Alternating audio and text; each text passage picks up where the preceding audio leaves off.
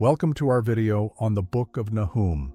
Today, we're diving into one of the shortest yet most powerful prophetic books in the Old Testament.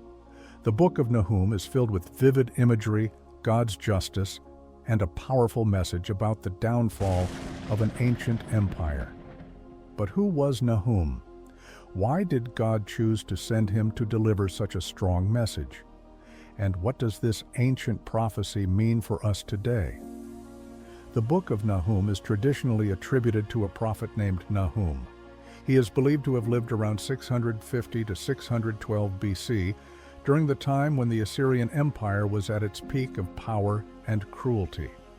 Nahum's name means comfort or consolation, but his message is far from comforting for the people of Nineveh, the capital city of Assyria. The book is believed to have been written sometime between 663 and 612 BC, just before the fall of Nineveh. Nahum's prophecy is directed specifically at the city of Nineveh, which was known for its brutal and oppressive rule over Israel and many other nations. You might be wondering, why should we care about a prophecy against an ancient city? Well, the message of Nahum is still relevant today. It teaches us about God's justice, the consequences of wickedness, and His sovereignty over all nations. But there's also an important lesson in how God is patient and offers second chances, as we saw in the book of Jonah. So, stay with us until the end as we explore the powerful message of Nahum. To understand the book of Nahum, we first need to know a little about Assyria and Nineveh. Assyria was one of the most powerful empires in the ancient world, and Nineveh was its capital. The Assyrians were known for their cruelty and violence, especially toward the nations they conquered. One of their most notorious acts was the destruction of the northern kingdom of Israel. However, before Nahum's prophecy, the people of Nineveh had a moment of repentance when the prophet Jonah visited them. In Jonah, we see how Nineveh repented and turned to God. But now, more than 100 years later, Nineveh had returned to its wicked ways, and God's judgment was coming. Nahum's prophecy is a declaration of the end for Nineveh. In a poetic and vivid manner, Nahum describes the coming judgment, showing how God's wrath would destroy the mighty city. Chapter 1.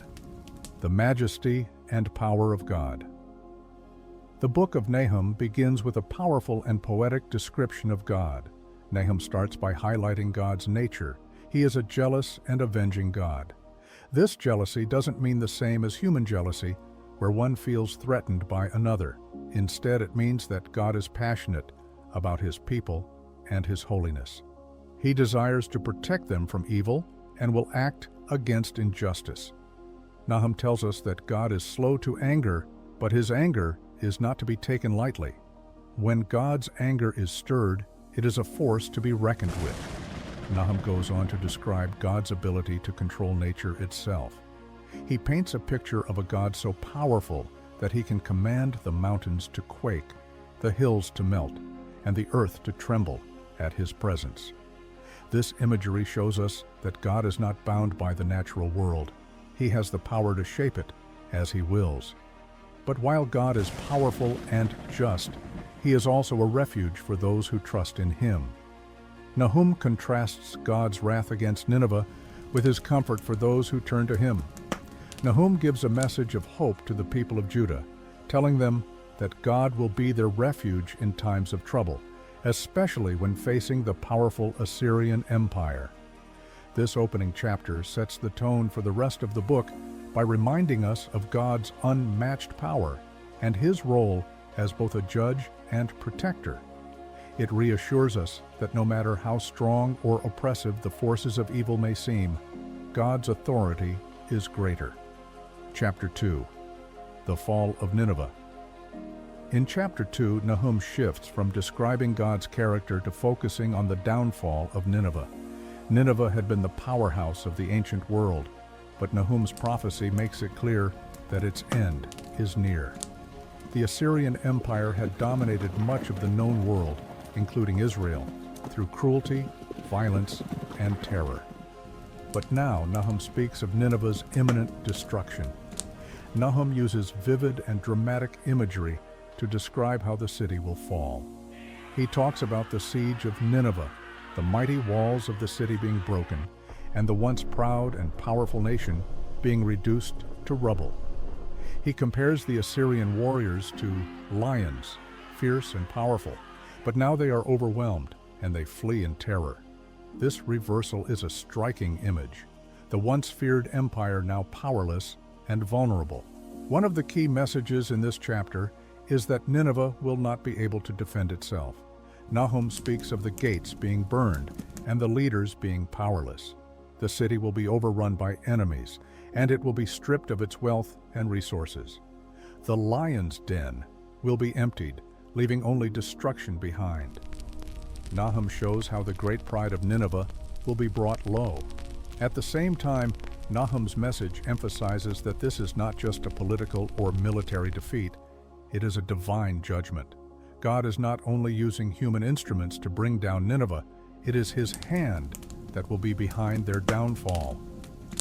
Chapter 3. The Reasons for Nineveh's Destruction.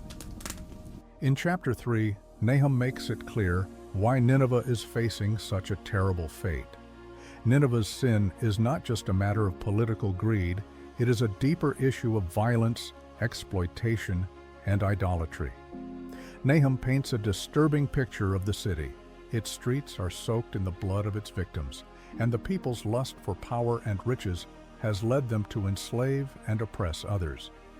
Nineveh's wealth was built on the backs of the people it conquered, and its rulers cared nothing for justice or mercy. Nahum compares Nineveh to a prostitute who lures people in with promises of wealth and power, but only leaves them broken and destroyed.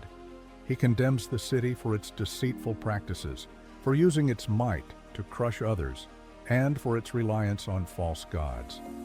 Nineveh is described as a city full of idolatry, where people worshipped gods who were not real and gave them false hope in their destructive ways. In addition to the physical violence, Nahum condemns the moral corruption of Nineveh. Their leaders, who were once proud of their power, will now be made to feel the shame of their actions. Nahum mentions that even the city's allies who once supported them will turn against Nineveh and abandon it when the judgment comes.